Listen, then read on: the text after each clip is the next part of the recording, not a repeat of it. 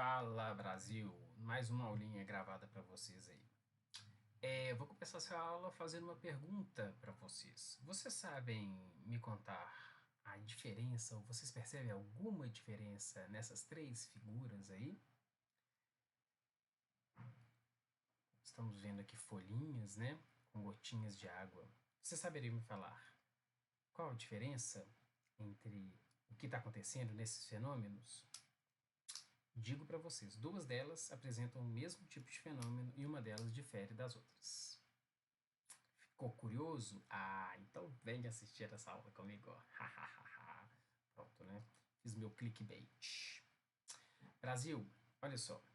Essas duas folhas de cá, que folhas, Pagilho?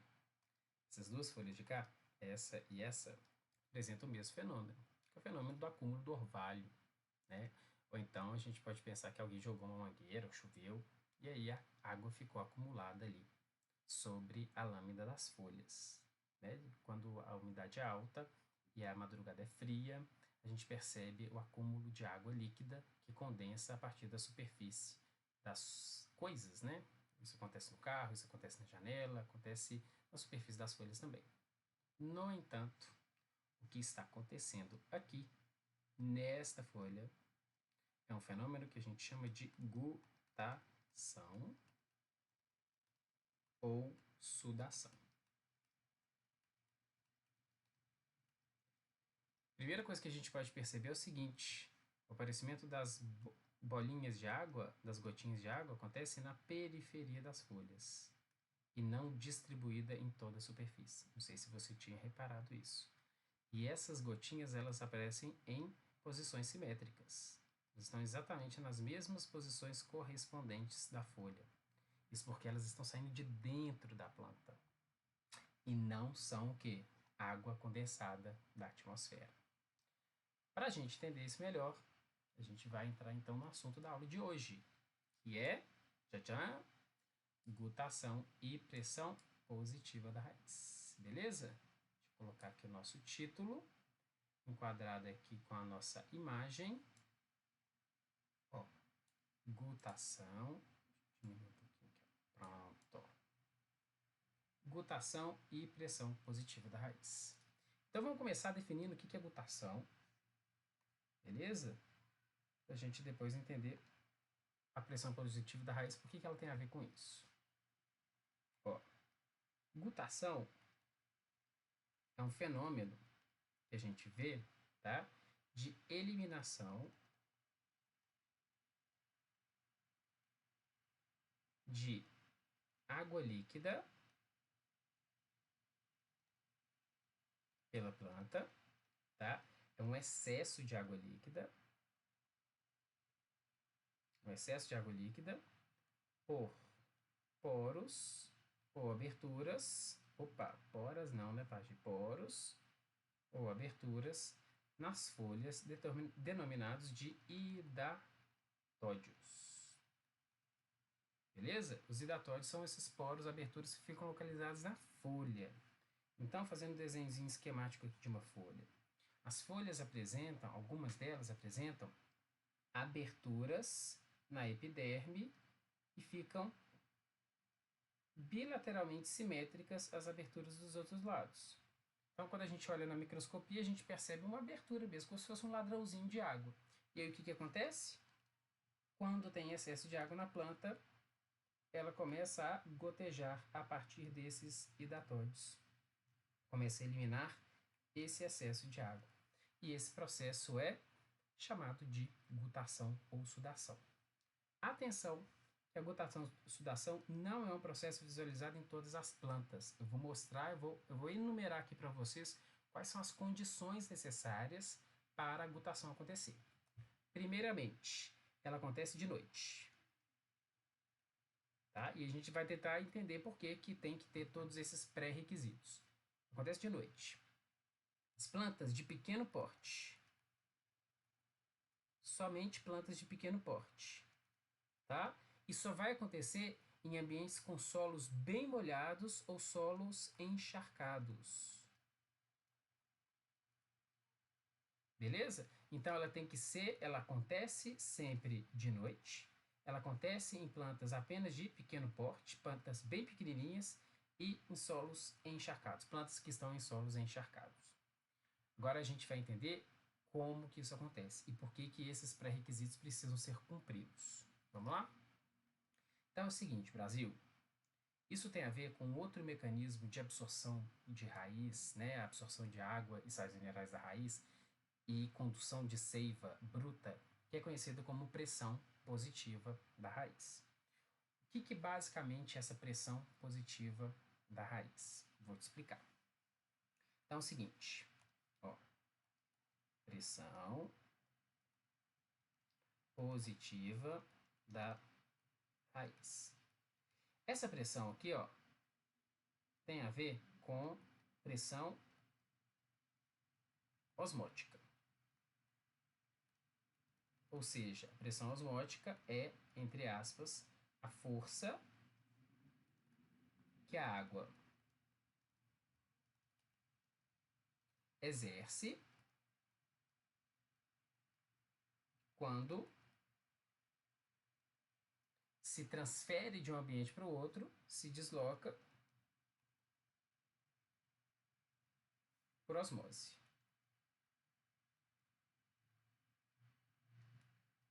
Vamos lembrar que osmose é a transferência de água do meio menos concentrado para o meio que mais concentrado. E aí, a osmose, ela tem um objetivo, que é igualar as concentrações. Então, quanto maior for a diferença desse meio menos concentrado para mais, quanto menor for a concentração desse meio e maior for a concentração desse meio aqui, ó, maior será a quantidade de água transferida. Porque eu vou precisar de mais água para tentar equilibrar esses dois meios para que eles alcancem a isotonia. Beleza? E aí, quanto mais água entra, maior a pressão osmótica, maior é a força que essa água exerce nessa área, né? Pressão é força sobre área, e aí maior é a intensidade desse fenômeno. Beleza? Maravilha.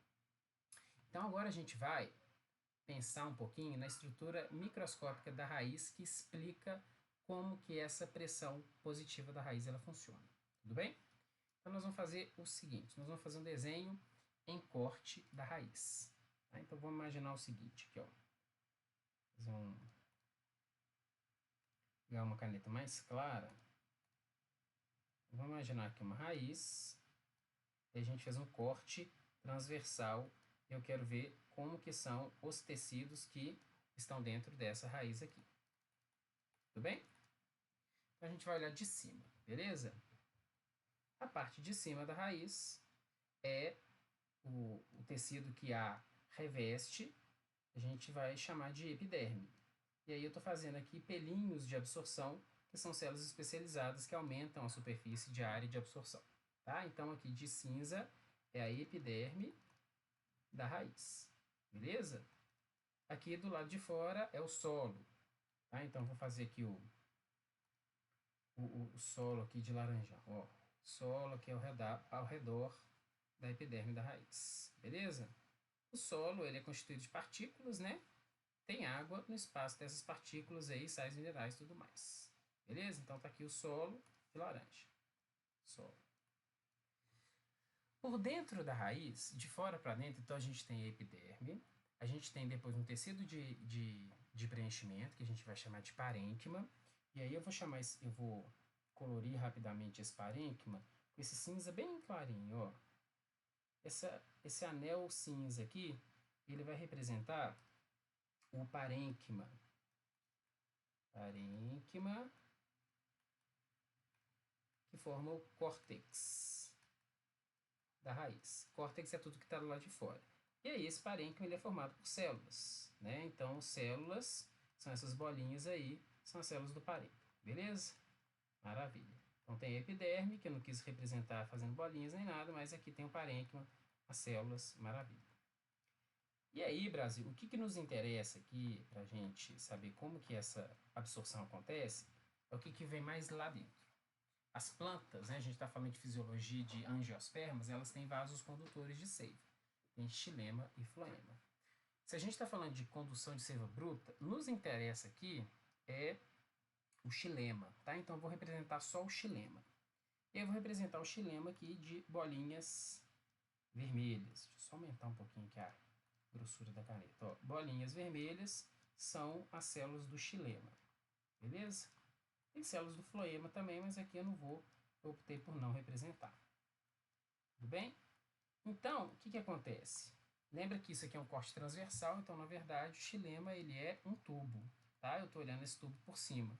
Lembra que a gente a gente já estudou um pouquinho a estrutura, né, das células do xilema, que são os elementos de vaso e as traqueídes. Beleza? Então, aqui a gente tem um monte de células do xilema. Maravilha. Ó, xilema. Acontece, Brasil, que ao redor dos vasos condutores, na parte mais central da raiz, existe um tipo de revestimento, um cilindro interno, que chama endoderme. São células da endoderme. E essas células, que são as células mais importantes aqui para a gente entender o mecanismo de pressão positiva, tá? Eu vou representar essas células da endoderme de roxo. Então, olha só. Essas células endoderme, elas formam uma cinta que isola os vasos condutores do parênquima. E essa cinta, ela é muito importante porque ela é impermeável à água. Ou seja, ela tem um reforço estrutural que não deixa a água passar pelos espaços entre as próprias células. Ela só vai conseguir passar por certas regiões da membrana da célula. Então, esse tecido aqui chama de endodendroderme. Tá? O que acontece com essa endoderme? Eu vou fazer um desenho aqui um pouquinho mais detalhado dessa endoderme. Tá? Essa endoderme, ela é uma célula vegetal também, né? Então, ela tem uma parede celular, uma célula, aqui tem outra célula, aqui tem outra célula. Isso aqui de roxo é a parede celular da endoderme, beleza? E aqui dentro, que eu vou fazer de azul bem clarinho, é a célula propriamente dita. É a célula viva. É um tecido vivo. É um tecido metabolicamente ativo. Tá? Vamos supor que o xilema está aqui, e o parênquima está aqui. Tá? Então, é como se eu estivesse olhando daqui para cá, certo? Maravilha. Quando a água entra, vamos representar aqui o fluxo de água. A água vem do solo, passa pela epiderme, e ela vai passando pelo parênquima, e ela precisa passar pela endoderme para conseguir entrar no xilema, e o xilema vai conduzir isso para cima. Certo? Certo. Primeira coisa, primeiro lembrete. Água só anda por o quê? Osmose. Tá? A água, Maria vai com as outras. O deslocamento de água é sempre para compensar uma concentração, uma diferença de concentração. Sempre para diluir o mais concentrado. Então, essa água, para ela conseguir se deslocar por osmose, né? Ou então por coesão e tensão, que a gente viu. Que acaba sendo uma osmose lá em cima também. Certo? O que acontece, Brasil? As células vegetais, elas têm parede celular. Né? Então, deixa eu fazer uma outra representação aqui. Ó, uma célula vegetal do lado da outra, certo? Aqui está a membrana plasmática de laranjinha, e aqui dentro tá de azul clarinho, igual eu representei ali do lado, o citoplasma, tá? Olha, água é uma coisa muito pequenininha, uma molécula muito pequena. Então, existem duas vias de passagem de água entre as células vegetais ou pelas células vegetais. A água tanto pode passar entre os espaços, que é uma via que a gente chama de apoplasto, tá? Ou então a água pode fazer assim, ó, chega aqui, bate na porta da membrana, pede permissão para entrar, atravessa a célula, pede para sair e passa também. Essa é a via simplasto. Então, apoplasto out, apoplasto, eu guardo assim, apoplasto eu lembro de out, de fora, né, em inglês, então passa por fora das células, tá? Pode passar perfeitamente pela parede celular, que a parede celular é uma jaula, né, gente? Ela não é uma parede propriamente dita. E passa pela via simplasto, pedindo permissão, e aí a membrana fala sim, por isso que é simplasto, e ela passa por dentro da célula. Tranquilo? Maravilha. Por que você está falando isso, Pagi? Lembra que eu falei que a endoderme veda essa passagem? Olha o que acontece. Na endoderme, na via apoplasto, existe um reforço de uma substância impermeável que não deixa a água passar de jeito nenhum. Essa substância que veda a via apoplasto da endoderme chama suberina. E ela é altamente hidrofóbica. É a mesma substância que a gente encontra no suber. Por isso que chama suber, vem de suberina. Na verdade, suberina vem do suber, né? Esse nome. Então, essa suberina, ela forma uma cinta ao redor das células, obrigando a água sempre a passar por onde? Pela via simplasto. Então, se a água que está aqui no solo entra pela epiderme sem problemas, passa pelo parênquima sem problemas, na hora que ela chega na endoderme, ela é obrigada a passar pelo controle de quem? Da membrana plasmática. Então, ela tem que pedir permissão e a membrana vai falar sim ou não. Esse é um mecanismo muito importante que garante que a raiz só consiga absorver água e sais minerais. Tranquilo? Então, olha só. Agora, como que isso acontece? Lembra que essa célula da endoderme é uma célula viva, tá? Uma célula metabolicamente ativa. E essa água que está entrando pela raiz, está chegando aqui, batendo na porta da endoderme, ela não é pura. Ela está carregando o quê? Sais minerais. Olha o que acontece. Os íons, deixa eu colorir os íons aqui de amarelo. Ó, os íons presentes no solo, sais minerais importantes para a planta, serão bombeados por transporte ativo pela endoderme. Então, por transporte ativo, esses íons, eles são bombeados e começam a cair dentro da célula do xilema. O que acontece com o xilema? O xilema começa a ficar cheio de íons em comparação com as células vizinhas. Começa a ficar cheio de íons, começa a ficar hipertônico. E aí, Brasil, lembra que a água só mexe por osmose? O que vai acontecer? Para diluir todo esse conteúdo hipertônico, a água começa a seguir esse caminho por osmose. Então, a água vai seguir por osmose. Olha, no momento que a água começa a entrar, o que ela faz? Ela provoca uma pressão, ela provoca uma força, ela desloca a coluna de água para cima. E isso que é chamado de pressão positiva da raiz. Porque à medida que eu vou aumentando a concentração de íons aqui, eu vou aumentando a pressão osmótica, eu vou aumentando a concentração, eu vou aumentando a vontade da água entrar aqui. E aí, na hora que a água entra, ela empurra essa coluna para cima. Agora tem um detalhe: essa pressão osmótica que faz com que a água entre e empurra essa coluna d'água para cima, ela tem uma certa intensidade. À medida que a coluna d'água em cima começa a pesar sobre ela mesma, existe uma força-peso que empurra essa água para baixo, até que vai chegar no equilíbrio. Por mais que haja transporte ativo e a vontade da água entrar, vai ter uma força-peso muito grande, suficiente, impedindo que mais água entre. E aí a água não vai conseguir entrar mais, né? Por conta dessa anulação dessas duas forças. Terceira lei de Newton aqui, né, gente? É ação e reação. Isso, então, limita... O que eu quero dizer com isso? Eu quero dizer que a pressão positiva da raiz, ela é um elemento importante que faz a água ser absorvida. Mas isso limita com relação à altura. Não é qualquer altura que a raiz vai conseguir bombear água para dentro a partir do transporte ativo, seguido de osmose. Os estudos, né, os livros, textos de botânica falam que a altura máxima que essa pressão consegue deslocar é cerca de 30 centímetros.